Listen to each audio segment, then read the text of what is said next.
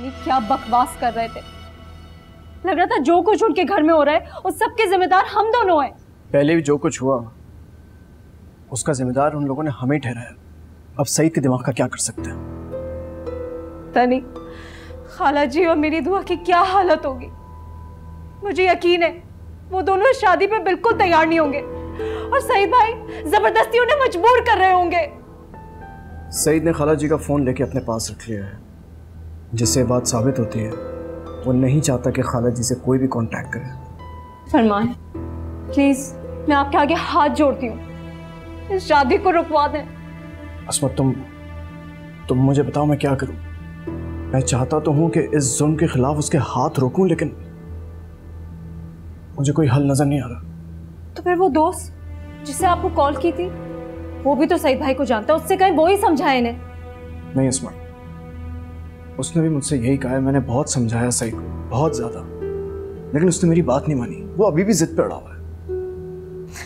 सईद भाई में सोचने और समझने की सलाहियत है ही कहाँ। मेरे ख्याल से मुझे अब वहां जाना चाहिए,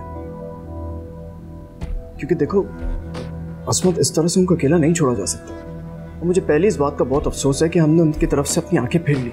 नहीं फरमान, मेरे लिए आपसे और मेरे बेटे से बढ़कर कोई नहीं है। मैं आपको दोबारा उस आग में नहीं झोंकूंगी।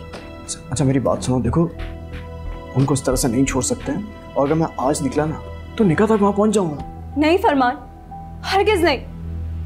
अच्छा मैं दुआ का नाम दोबारा नहीं लूंगी, मैं दोबारा खुदगर्ज बन के भूल जाऊंगी उसे, लेकिन प्लीज मैं आपको उधर नहीं जाने दे सकती।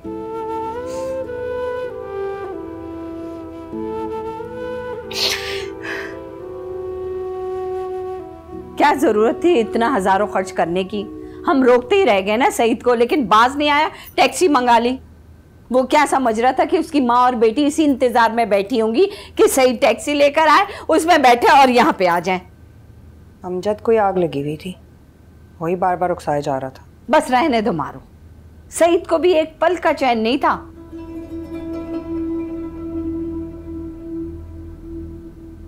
सम्मा क्या लगता है ये दोनों आएंगे वापस? अरे उस हर दिमाग इंसान का मुझे नहीं पता। कोई वादा शादा करेगा और लेकर आ जाएगा। मुझे ऐसा लगता है कि अब के जो दोनों गए हैं ना, सही जितने भी झांसे दे ले वापस नहीं आएंगे। अच्छा, अगर तुम्हें इतना यकीन था तो फिर तुमने रोका क्यों नहीं सईद को? हाँ कोशिश कर लेने दो ना अम्मा, तसल्ली हो जाएगी, आ जाएंगे वापस खुद। मुझे तो खुशी इस बात की है कि पता चल गया कहाँ है। अब कम से कम ख्वार तो नहीं होंगे ना सईद भटक भटक के। अच्छा फोन करके पूछो कि पहुंचा या नहीं पहुंचा। हुई थी बात, पहुंच गए हैदराबाद।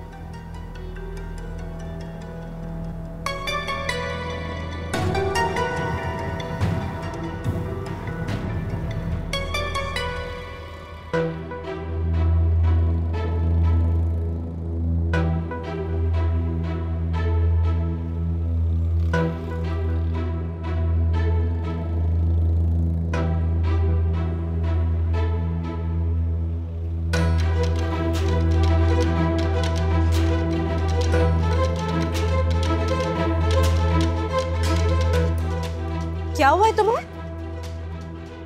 बाहर से ईद अंकल आए। दरवाजा खोलो। छुपता क्यों आप? देखा कैसे देख के भागा मैं? खोल दरवाजा खोलो।